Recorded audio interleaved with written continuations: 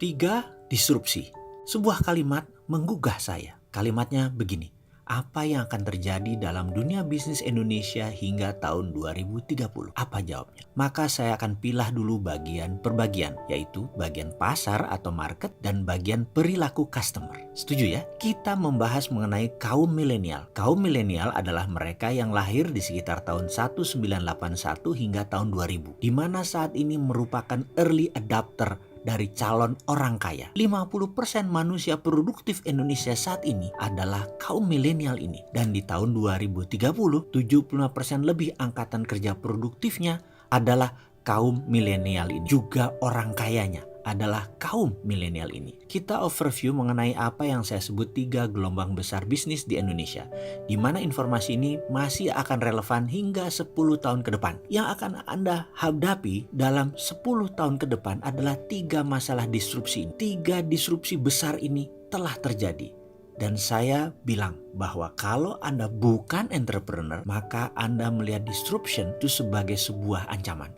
Tapi kalau Anda entrepreneur, maka inilah masa di mana kita menyebutnya the whole new world of business. Dunia baru dalam bidang bisnis. Saat ini ada peluang jutaan banyaknya. Walaupun di sisi lain ada jutaan pekerjaan tutup, ribuan bisnis baru tumbuh dan ribuan bisnis lama juga mati. Itu disruption yang baru. Apa yang di disruption saat ini? Misalnya Matahari dan Ramayana dibunuh sama Bukalapak dan Tokopedia. Travel agent dibunuh sama Traveloka. Tapi di balik itu sahabat, ada jutaan peluang yang tumbuh baru juga. Jadi kalau ada yang mati, pasti ada yang lahir baru. Anda mau bagian yang mana? Ikut bagian yang mati atau ikut bagian yang lahir?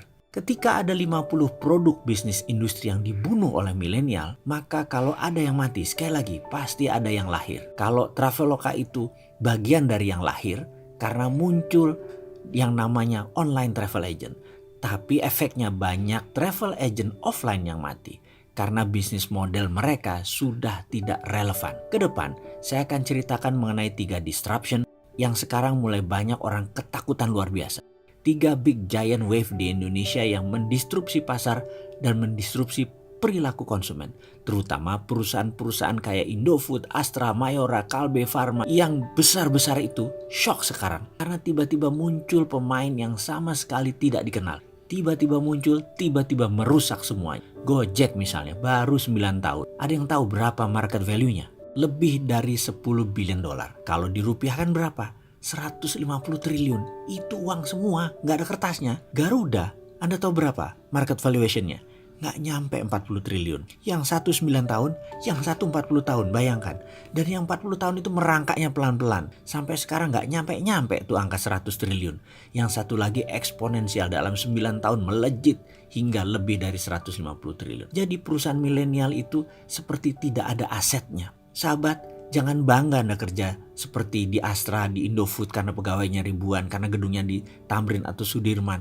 Sekarang anak-anak milenial gak bangga kerja di perusahaan begituan karena mereka bangganya kerja di perusahaan yang digital. Misalnya Gojek itu menjadi inceran banyak orang. Padahal Gojek asetnya apa? Gojek gak punya aset. Motor nggak punya, mobil nggak punya, Gojek nggak bayar BPJS, nggak bayar gaji supir ojek. Intinya aset Gojek kecil. Karena itu bisnis mereka bisa besar karena asetnya kecil. Ini aneh dengan bisnis yang zaman dulu. Asetnya besar-besar gitu ya, dan hutangnya besar. Ini tidak. Sekali lagi, di sisi lain, Netflix itu pegawainya cuma 6.000 orang. Valuationnya lebih dari 160 triliun. Kantor aja nggak punya. Jadi omsetnya luar biasa walaupun asetnya kecil. Karena itulah kunci bisnis digital, asetnya kecil. Lalu diskusi apa yang kita akan seriuskan? Kita akan diskusikan pertama tentang millennial disruption. Kenapa millennial disruption?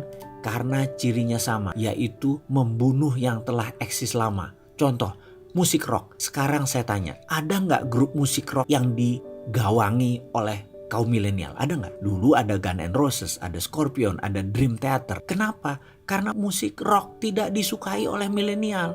Milenial sukanya musik apa? Musik hip hop. Ada 50 produk bisnis industri yang dibunuh milenial. Dan itu bukan kata-kata saya, tapi itu kata-kata riset. Semua ada risetnya.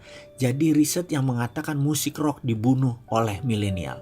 Sahabat, sejak 2017 untuk pertama kalinya album musik rock dilampaui oleh album musik hip hop. Jadi ada satu yang nyungsep pelan-pelan, ada satu yang naik. Pertanyaan pengingat, Anda mau yang nyungsep atau ikut naik? Misalnya lain lagi. Grup lawak itu dibunuh sama milenial. Sri Mulat sudah nggak ada. Dulu ada Jayakarta Group, hilang semua. Dibunuh sama milenial. Karena milenial nggak suka dengan grup lawak. Sukanya apa? Sukanya stand up comedy. Dan saya itu kalau nonton Sri Mulat tuh ngakaknya luar biasa. Tapi kalau milenial nonton Sri Mulat, itu lucunya di mana Sri Mulat itu? Gak ngerti dia itu sebaiknya. Kalau saya lihat stand up comedian, itu lucunya di mana? Tapi milenial itu bilangnya lucunya minta ampun. Jadi dua generasi ini berubah luar biasa. Dan cita rasa humor juga bergeser. Kecintaan terhadap musik juga bergeser. Lalu apalagi yang bergeser dan bagaimana menyikapinya?